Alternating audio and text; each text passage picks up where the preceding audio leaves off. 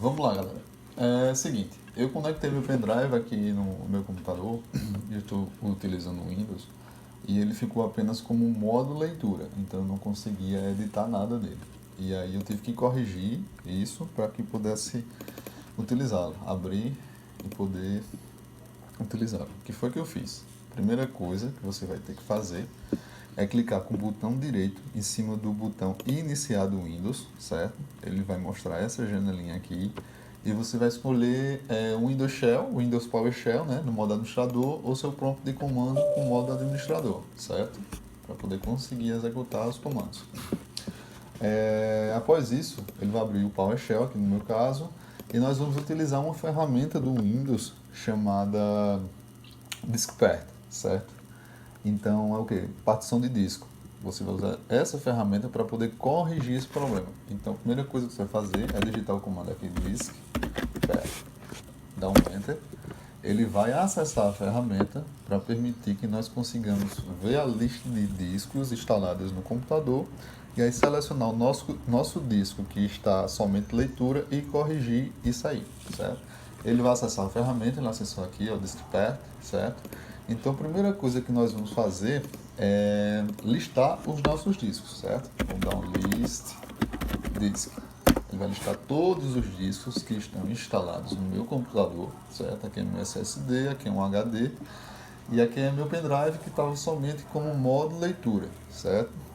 Então para isso eu vou ter que selecionar o meu disco para poder mudar os seus atributos. Então eu vou selecionar aqui Select Disk 2, né? Que no caso aqui é meu disco 2. Ele vai dar um retorno dizendo que o disco 2 é o disco selecionado, certo? Então a partir daí eu preciso ver os atributos do disco para poder ver como está a configuração dele. Então attributes disk. Estou vendo os atributos do meu disco 2, que foi o disco selecionado. Então, anteriormente, aqui o modo leitura estava como sim, por isso eu não conseguia editar nada no meu pendrive.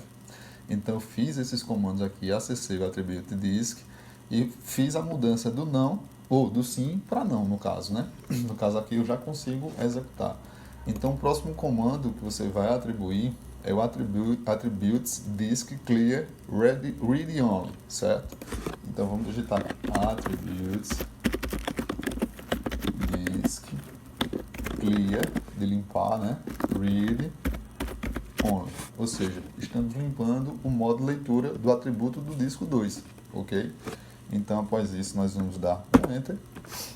Ele vai dizer que foi limpo com esse êxito e aí a gente entra no modo de attributes disk novamente para ver os atributos e conferir se o sim se transformou em não, né? Se mudou essa opção. Então eu vou clicar com a seta para cima do meu teclado, porque ele retorna os comandos anteriores que já foram digitados.